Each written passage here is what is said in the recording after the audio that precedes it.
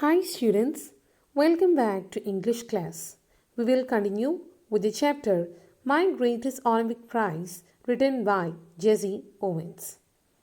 Before we proceed, let's have a recap on what we have learned in the previous class. We have learned that there are two main characters in this story. It is a true life based story, and the two important characters here are Jesse Owens of Negro race and Lewis Long, who belongs to German Nordic Aryan race. And the plot where the story happens is at Berlin. It happened in summer of 1936 when Olympic Games was held at Berlin. And it was a time when Jesse Owens, the American Negro athlete, participated in that game. Also, it was a time when Hitler believed in the Aryan superiority theory. Owens has reached Berlin with an intention to win gold medal and break that Aryan superiority theory which was imposed by Hitler. But sad to say, finding the performance of Lewis Long, who was kept under wraps by Hitler, Owens' performance in the trial was very poor, and he had even committed two faults. As a result, he was much disgusted and he started cursing himself. So let's proceed with the story. So after committing two fouls, Jesse Owens was really disgusted. He was nervous and he was found in a very dejected state. It was then Lewis Long enters the scene. Jesse Owens, I'm Lewis Long. I don't think we have met. He spoke English well, though with a German twist. So it was then Lewis Long enters the scene. And Lewis Long is introducing himself to Jesse Owens. He's telling, I'm Lewis Long. We haven't met till now. And in what language was he speaking? He was speaking in English. Glad to meet you, I said. Then trying to hide my nervousness, I added, how are you? So, Jesse was really nervous by then. But he tried to hide his nervousness and he was asking back to Lewis Long, how are you? So reply, I'm fine. The question is, how are you? So again, Lewis Long is asking back, I'm okay. But my question to you is whether you are okay. What do you mean? I asked. So Jesse is asking, what do you mean by that? Something must be eating you, he said. The proud the way the foreigners are when they have mastered a bit of American slang. So, Lewis Long is telling, but I think something is eating you, something is bothering you. And he was speaking in a proud manner because English, because he is able to manage English. You should be able to qualify with your eyes closed. So he's giving a bit of advice to Jesse Owens. What he's telling is, you should be able to qualify with your eyes closed. With your eyes closed means in a relaxed manner. You should not get nervous. You should be able to get through the qualifying round in a very relaxed manner. Believe me, I know it. So Jesse is telling, do believe me, I know it. Maybe he doesn't like the advice given by his opponent. He didn't entertain getting an advice from the opponent. So he's telling, believe me, I know it. I told him, and it felt good to say that to someone. So he's telling, I felt it much better to say to someone that I know how to win. For the next few minutes, we talked together. I didn't tell Long what was eating me, but he seemed to understand my anger, and he took pains to reassure me. So after that, they were getting to be friends. So for next few minutes, they were talking together. So Jesse is telling, I didn't tell Long what was eating me, what was disturbing me. But It seemed as if Long came to know my anger, and he took pains to reassure me. But it felt as if Long came to know what was eating him, and he took pains to reassure me. And even Long seems to be a very good character.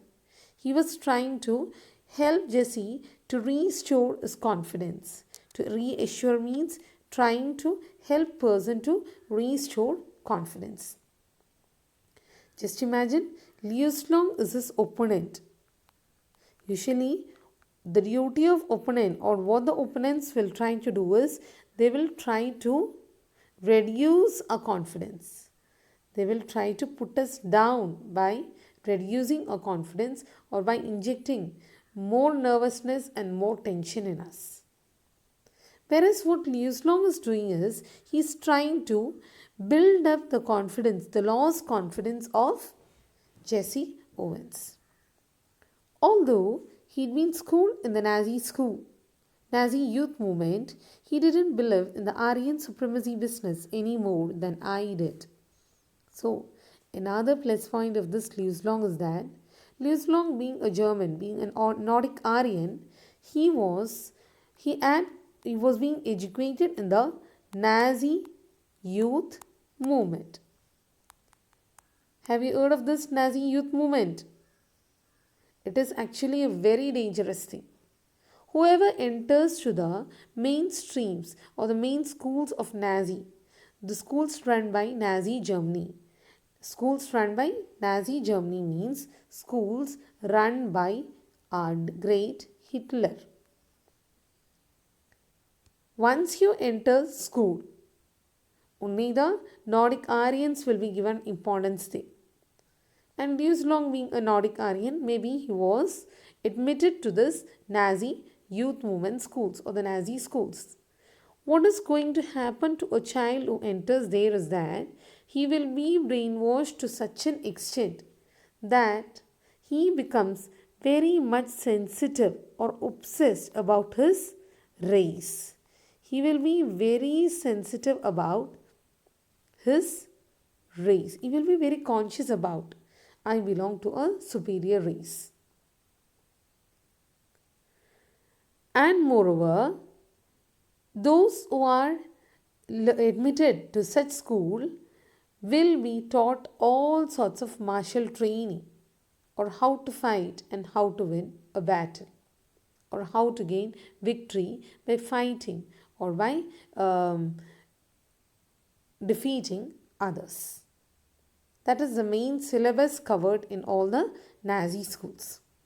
So what Jesse is telling here is that although he'd been schooled in the Nazi youth movement, if he is schooled in the Nazi youth movement, the thing is that he should be sensitive to his race theory. And also he should be a good fighter. He won't have any sort of leniency towards the people belonging to the other race, especially to Negroes and so. So Jesse is telling the positive, what I felt about Long is that although he schooled in the Nazi youth movement, he didn't believe in the Aryan supremacy business any more than I did. So through that casual talk, what Jesse came to know about Long is that he doesn't believe in the Aryan supremacy theory. We laughed over the fact that he really looked the part though. So when Jesse came to know that he too doesn't believe in this theory, they laughed over the fact that he really looked the part though. That is, though he is a Nordic Aryan who is supposed to believe in it, when he came to know that he didn't believe in this Nazi Aryan supremacy business, they laughed a lot about it. An inch taller than I, he had a lean, muscular frame, clear blue eyes, blonde hair, and a strikingly handsome, chiseled face. So, here a good description is given about how Long looked like. He is a Nordic Aryan. Nordic Aryan means they will have a very clear face, blue eyes, blonde hair. These are the striking features of the Nordic Aryan. And on those days, it was said that that is how Nordic Aryans were being differentiated from the Jews in Germany. Jews were not considered as belonging to the Nordic Aryan race. So, Jews were differentiated from this Nordic Aryan race through a table, through this fixed criteria. So, an inch taller than I, he had a lean, muscular frame. So, how he looked like is that he had a good muscular body, clear blue eyes. He had blue eyes, blonde hair, and strikingly handsome and chiseled face. Chiseled face means with all sharp and clear cut features, clear with strong features, with strong features. Finally, seeing that I had calmed down somewhat, he pointed to take off board. So, finding they have been conversing with each other for some time. So, after some time, Long realized that Jessie is quite okay. So, finding that, he pointed to the takeoff board. Then he decided to discuss about the running broad jump. Or he pointed to the takeoff board. Takeoff board means towards that pit where the broad jump event is to take place. Look, he said, why don't you draw a line a few inches in the back of the board and aim at making your takeoff from there? So he's asking to Jessie, let me ask you one thing. Why don't you draw a line a few inches in the back of the board and aim at making your takeoff from there? So this is one of the advice given by Long. You have to draw a line a few inches from behind the takeoff in the back of the board, and you can start making your takeoff from there. You will be sure not to fall. If you do so, you will not be fouled at all. And you certainly ought to jump far enough to qualify. And another plus point is that if you have marked the point few inches from the behind the takeoff board, you can cover a long distance, and moreover you could be qualified very easily. You will be qualified very easily. What does it matter if you're not first in the trial? Tomorrow is what counts. So again, he is building up confidence in Jessie by saying, what does it matter if you fail today? Today is only trials. Tomorrow is what counts. It is tomorrow what's going to be a matter. Suddenly, all the tensions seemed to ebb out of my body as the truth of what he said hit me. So Jessie is telling, after hearing that advice, all the tensions which I had till then seemed to ebb out of my body. Ebb out means wash away. It got washed away, or it got drained off from my body as the truth of what he said hit me, because I realized the true advice which he had given to me. Confidently, I drew a line a full foot in the back of the board and proceeded to jump from there. I qualified with almost a foot to spare. So he tried that pattern once, and to his surprise, he came to know, or he realized that he has got qualified with almost a foot to spare. He didn't touch the line at all. That night, I walked over to Lewis. That night, I walked over to Lewis Long's room in the Olympic Village to thank him. So that night, after regaining the confidence, he decided to go to Lewis Long room in the Olympic Village. I knew that if it hadn't been for him, I probably would not be jumping in the finals in the following day. And one of the reasons why Jessie is going and meeting Lewis Long is that he knows very well that if he is going to, he has got qualified for the finals of next day just because of the advice given by Lewis Long. I know that if it hadn't been for him, if it was not because of Liu's Long, I probably would not be jumping for the finals. I would not have got qualified for the finals the next day. We sat in his quarters means in his room, and talked for 2 hours. So now he is in the Liu's Long's room. So what they did over there is they sat in the quarters for around 2 hours, and what were the matters they discussed there? They discussed about track and field, about themselves, about the world situation, and dozen other things, and also about various other matters. When I finally got up to leave, we both knew that a real friendship had been formed. So when he was about to leave, he realized he felt the fact that a good friendship has formed between himself and Lewis Long. Lewis would go out to the field the next day trying to beat me if he could. So tomorrow, though we are friends, what's going to happen tomorrow is Lewis being one of the contestants of the running broad jump, he will go out to the field and he will do his best. He will try to beat me. But I knew that he wanted me to do my best. But at the same time, I know one more fact. Though he will do his part tomorrow, I know very well that he wanted me to do my best. Lewis was such a good participant who was a well-wisher of this Jesse Owens. He knew that he wanted me to do my best. Lewis at the same time wanted Jesse Owens to do his best. If you are a true sportsman, this is what you will do. That is, you will do your part in the best manner possible.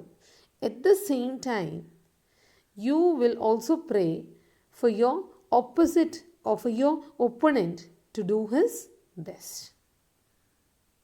If you are not a true sportsman, what you will do is that you will pray to God that let my opponent do the worst today so that I can win. But a true sportsman will never do so. He will try to do his best. At the same time, he will pray for the for the best of others also. Even if that meant my winning. So he's chilling. He just wanted what I have understood from my conversation with Lewis Long is that he wanted me to do my best. And he doesn't mind even if I win. He just wanted me to do my best. That is one of the true character of the good, a person with true sportsman spirit. What is the character of the person with true sportsman spirit? They will wish for the well-being, or they will wish for the best of others also.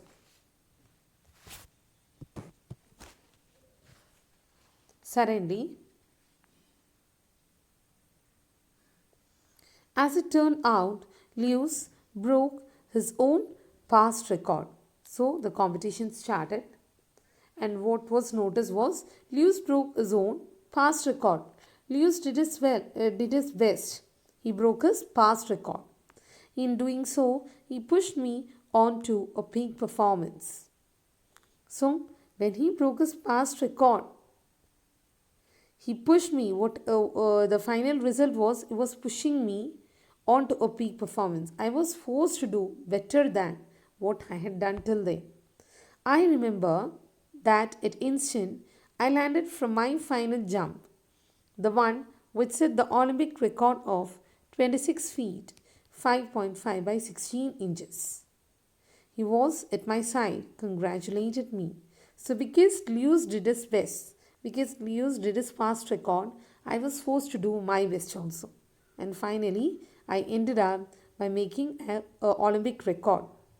I again made an Olympic record with a final jump of 26 feet 5.5 by 16 inches. So when I did my best, who was there at the side of Jesse to congratulate him? He was at my side. Lewis Long was at his side to congratulate him. Despite the fact that Hitler glared at us from the stands not 100 yards away, Lewis shook my hand hard. It wasn't a fake smile with a broken heart, sort of grip either. So, when Lewis came at my side to congratulate me, Hitler, who was seated at the gallery, he was glaring. Despite the fact that Hitler glared at us, Hitler glared at Lewis Long and Jesse Owens from the side, not 100 yards away. Hitler was just 100 yards away from both of them. Lewis didn't mind all this. Lewis shook my hand, and it wasn't a fake smile with a broken heart. So, Jesse Owens is chilling. I'm sure that it was not a fake smile. Sometimes, before the public, we give a shake hand to the one who had beaten us in a game. Sometimes it can be a fake smile, just to just to impress the public. But what Jesse Owens says about Lewis Long is that it was not a fake smile with a broken heart. He didn't have any bad feelings towards me, or he didn't have any jealousy towards me for having broken the record. It was not a smile with a broken heart, a sort of grip either. A sort of grip either. It was like an extended friendship towards me.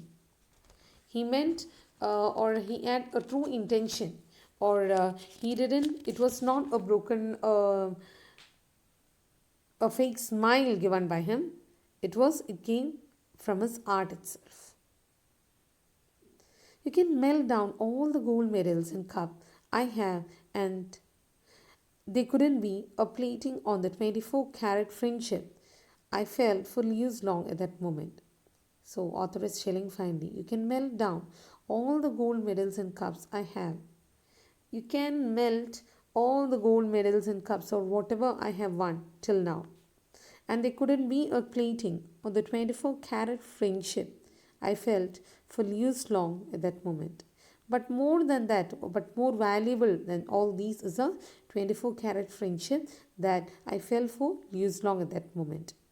I realized then too that Lewis Long was the epitome of what Pierre de Coubertin, founder of the modern Olympic Games, must have had in mind when he said, the important thing in the Olympic Games is not winning but taking part.